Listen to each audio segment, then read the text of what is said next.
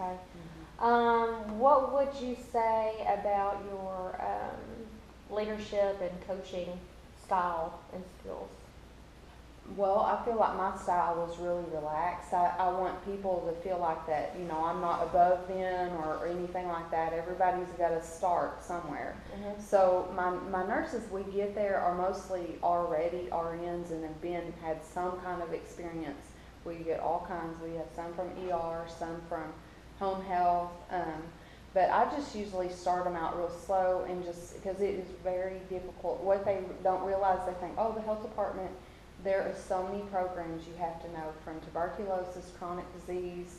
You're going to be tracking E. coli one day, a case with salmonella somewhere else, then treating STDs and come back for family planning. You got to know everything.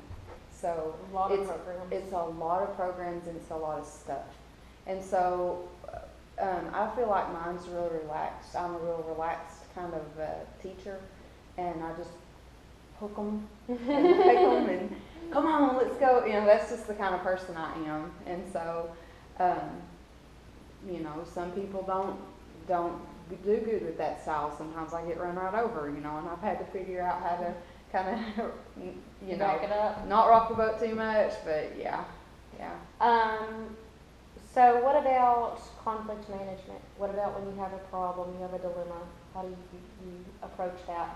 Well, I mean, we're dealing with a lot of that today. It seems like everywhere you go is going to have that. There's going to be little cliques and everything. It seems like the staff in the front, the clerical, is always at war with the clinic. The back. Because they don't get it. They don't know what our role is, and they see stuff from a clerical standpoint. We see stuff from. We had that happen today. The chart came back. It was thick. It was all misfiled. We're having issues right now with what form goes where. So they just take forever. And you're like, my patient checked in at 3 and it's 4:10. And I still have to do this. And we'd have to do inventory. And we have to order supplies. Where are they at? And they are doing it on purpose. So I went out to the front and I just gently say, we've got to figure out a better way. And that's the way I deal with it. Some people rant and rave, that doesn't work. And sometimes they have to see me throw something. And I've done it. Do you really? I have. I've thrown I've thrown a whole chart in trash. Oh! It just had to be the wow factor. And then they're like, hey, we've never seen Terry like that before, you know, or I'll just start crying, you know, I'll act like I'm crying, but I'm not really. But no, they know my style, and so they know I'll take it, and then bam, that's just how I am. I'm like real calm most of the time.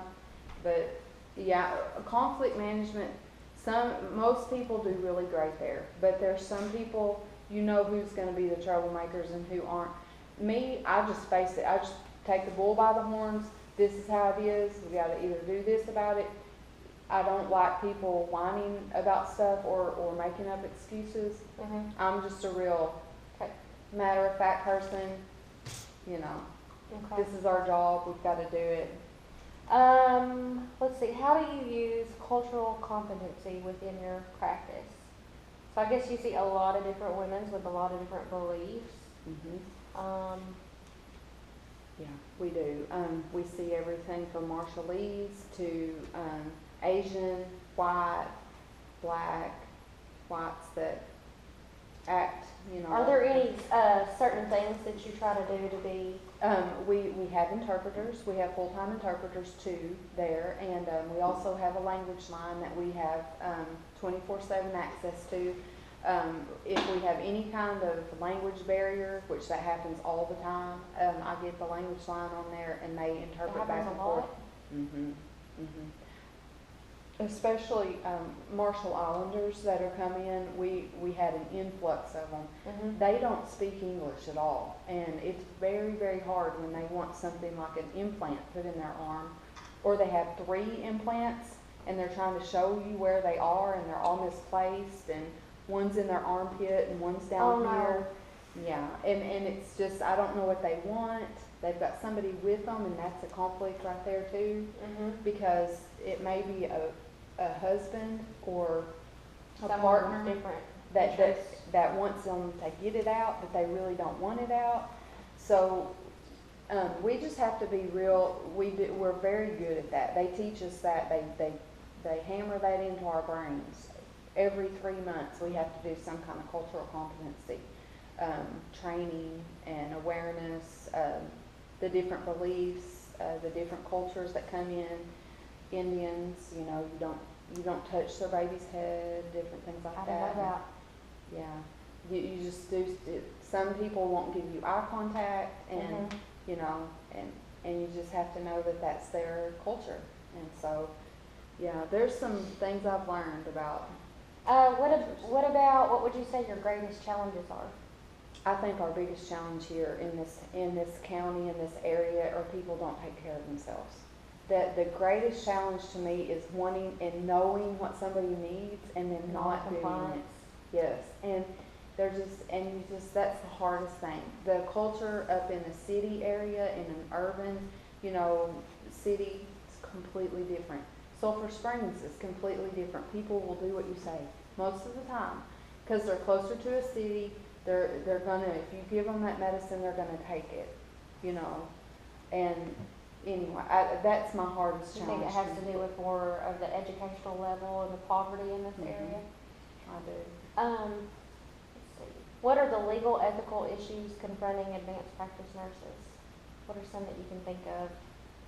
I think some of our biggest legal issues right now, you know, they're really trying really hard to take our practice away from us. Some of the MDs or DOs that don't know our care, like what we do. Now, I've been to a lot of the congressional meetings up at the state, and there are a lot of leaders up there that are pro-NPs, which is in our favor. But overall, in the whole United States, I feel like the biggest legal challenges are going to be them trying to take our prescriptive authority away in some Which is that way, American- shape, or form. American Medical Association. Yeah, and this type of new thing. healthcare reform issue are like the way that we get paid back. It's 75% the rate. Yeah, I know and with it's Medicare. not right. I mean, we're doing 100% of the work, and we only get maybe.